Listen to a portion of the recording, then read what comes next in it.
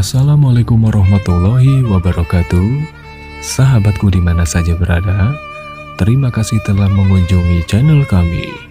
Untuk kamu yang belum subscribe, silakan tekan tombolnya dan nyalakan notifikasinya, karena selalu ada video terbaru yang menghibur dan menginspirasi setiap harinya. Dalam serial kisah Abu Nawas kali ini, aku ingin bercerita tentang Abu Nawas yang dihukum Baginda Raja untuk masuk ke dalam kandang singa. Bagaimana kisahnya? Mari kita simak bersama. Abu Nawas dan Raja memang sering berbalas kejahilan. Suatu ketika, Abu Nawas menjahili Baginda Raja.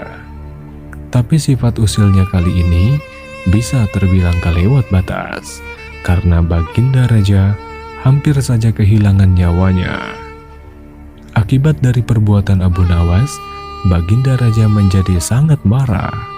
Meskipun sebenarnya perbuatan Abu Nawas semata-mata hanya ingin membalas atas perlakuan Baginda Raja kepadanya. Karena tidak sekali dua kali, Abu Nawas juga hampir celaka karena perbuatan usil Baginda Raja. Tapi kali ini, Baginda Raja sangat marah dan dendam kepada Abu Nawas. Kemudian dia segera memerintahkan pengawalnya untuk menangkap Abu Nawas. "Prajurit, segera cari Abu Nawas, tangkap dan bawa kemari." Beberapa pengawal kerajaan langsung berangkat menuju rumah Abu Nawas. Sesampainya di sana, para pengawal langsung menangkap Abu Nawas secara paksa. "Apa-apaan ini? Apa salah saya?" "Tuan Abu, kami hanya diperintah Raja untuk menangkapmu. Kalau kamu menolak, kami tetap akan membawamu dengan cara paksa." Abu Nawas pun hanya bisa pasrah untuk dibawa ke istana dan dihadapkan kepada Baginda Raja. "Ampun Paduka yang mulia, mengapa hamba diperlakukan kasar begini?" "Sudahlah Abu Nawas, kamu telah membuat aku marah. Perbuatan usilmu kemarin hampir saja membuat aku mati. Kamu sungguh kurang ajar."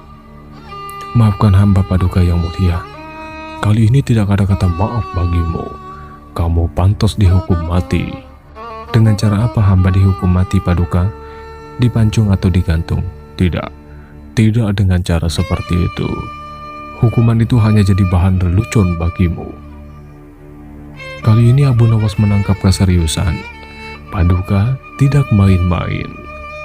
Ia terlihat sangat marah padaku, pikir Abu Nawas. Bahkan semua para menteri dan prajurit menundukkan kepalanya. Tidak ada yang berani menatap Baginda Raja. Tiba-tiba, perintah Baginda Raja memecah keheningan. "Pengawal, masukkan Abu Nawas ke dalam kandang singa." Para menteri dan pengawal terkejut mendengar perintah tersebut. Karena walau bagaimanapun, Abu Nawas adalah sosok yang baik dan sering berjasa mengungkap kasus-kasus di dalam istana. Mereka yang berada di dalam ruangan itu tidak sampai hati bila melihat Abu Nawas tewas mengenaskan dimakan oleh seekor singa yang lapar. Tapi karena ini adalah perintah Baginda Raja, tidak ada seorang pun yang berani menentangnya. Tapi dari semua yang hadir di situ, ada salah seorang penasehat istana berkata, "Ampun Paduka yang mulia, apakah tidak berlebihan jika hukuman memasukkan Abu Nawas ke dalam kandang singa? Bukankah lebih baik bila Abu Nawas dihukum penjara saja?" "Kalau kamu tidak suka dengan keputusanku, kamu boleh ikut dengan Abu Nawas." Sang penasehat istana kembali terdiam. Dia tidak berani membantahnya. Sementara Abu Nawas tertunduk lesu mendengar keputusan tersebut. Tubuhnya langsung lemas dan gemetaran. Namun ketika dirinya hendak dimasukkan ke dalam kandang singa, Abu Nawas berkata, "Pengawal, segera bawa Abu Nawas ke dalam kandang singa." "Ampun Paduka yang mulia, hamba ikhlas menerima hukuman ini. Hamba pasrah, tapi hamba memohon, berilah waktu kepada hamba 3 bulan. Hamba ingin agar di akhir kematian hamba disibukkan oleh hamba ibadah.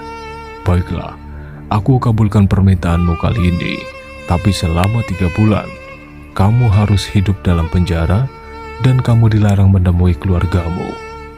Kalau diperkenankan, bolehkah hamba minta satu permintaan lagi?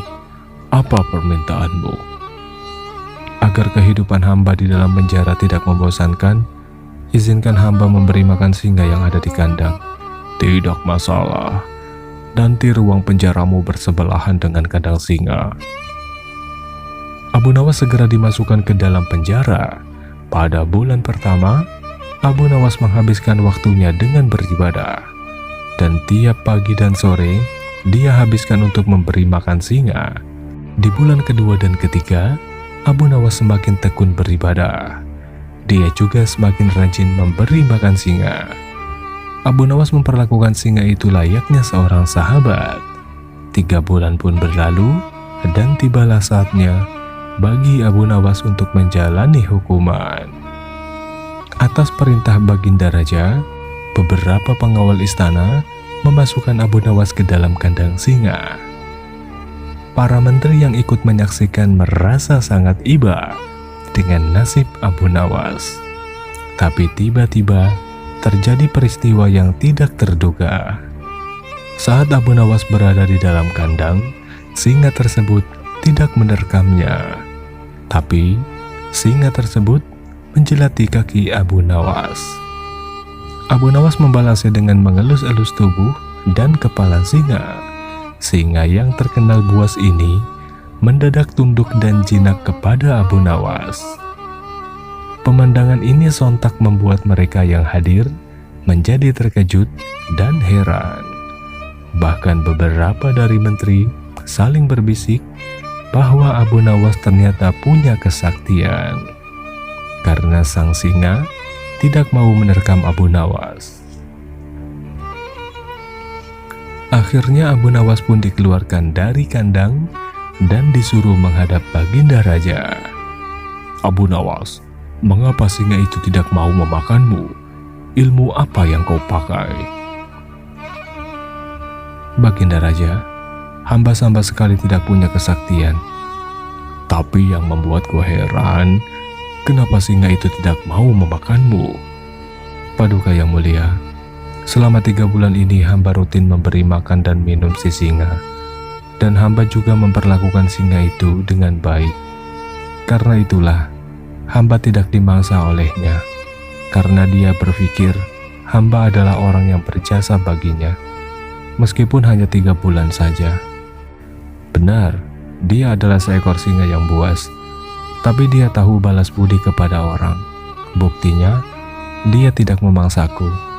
Sedangkan Paduka sendiri, bertahun-tahun hamba membantu dan setia kepada Paduka dan berjasa bagi istana. Tapi hanya karena satu kesalahan, Paduka begitu tega menjatuhkan hukuman mati. Maafkan aku Abu Nawas, aku telah berbuat khilaf. Baiklah, sekarang kamu boleh pulang. Dan ini hadiah uang untukmu dan keluargamu. Terimalah, sebagai rasa terima kasihku karena telah menyadarkan kesalahanku. Terima kasih untuk kamu yang sudah menonton sampai selesai. Untuk sahabat yang belum subscribe, silakan tekan tombolnya dan nyalakan notifikasinya. Semoga menjadi amal jariah di akhirat kelak. Assalamualaikum warahmatullahi wabarakatuh. Sampai jumpa di video berikutnya.